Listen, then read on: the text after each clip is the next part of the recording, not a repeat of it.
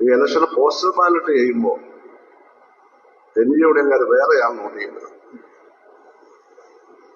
കുറച്ചുപേര് ചെയ്യുന്നുണ്ട്, എല്ലാവരും അല്ലല്ലോ. പൊട്ടിച്ച് തരുന്നതുകൊണ്ട് അറിയത്തില്ല, ഞങ്ങളത് പൊട്ടിക്കും. അത് പൊട്ടിക്കുമെന്നാണ് ചിന്തിക്കുക. അല്ലെ തരരുത് നമ്മുടെ കയ്യിൽ. നമ്മുടെ കയ്യിൽ തരണ്ട, നേരിട്ട് പോസ്റ്റ് ചെയ്തു.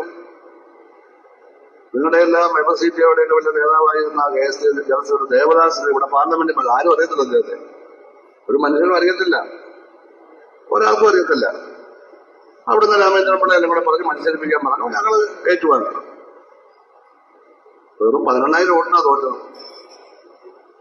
സുജാത 70,000 വോട്ടിന് തോറ്റെടുത്ത്, ആരിഫ് 70 തോറ്റെടുത്ത് വെറും 11,000 തോറ്റത്. അത്ര വലിയ പ്രവർത്തനമായിരുന്നു. എന്റെ ഗുരുദാസന ഓട്ടെന്നും പറഞ്ഞൊരു ഇതടിച്ച് എല്ലാ വീടിന്റെ ഭിത്തിയാലും ഒപ്പിച്ചു കൊടുത്തു. ആ ഇലക്ഷൻ പോസ്റ്റർ ബാലറ്റ് അപ്പൊ നമ്മൾ വിചാരിച്ചിട്ടുണ്ട് ഒരുപാട് പോസ്റ്റർ ബാലറ്റ് കിട്ടും സാറിന്. അപ്പൊ എല്ലാം ദേശീയ ഞങ്ങൾ പൊട്ടിക്കാൻ പ്രയാസമില്ല. 15% വോട്ട് ചെയ്തത് അപ്പുറത്തായിരുന്നു കിട്ടിയത്. മനസ്സിലായല്ലേ?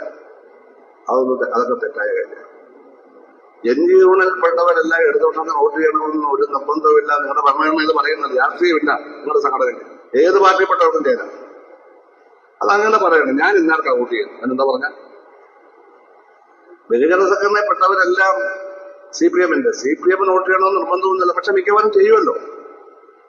ഇവിടെ 100% ചെയ്യുന്നുണ്ട്. എവിടെയാണ്? 95% ചെയ്യുന്നുണ്ടോ? പക്ഷെ നിങ്ങളുടേത് 85-80 വരും.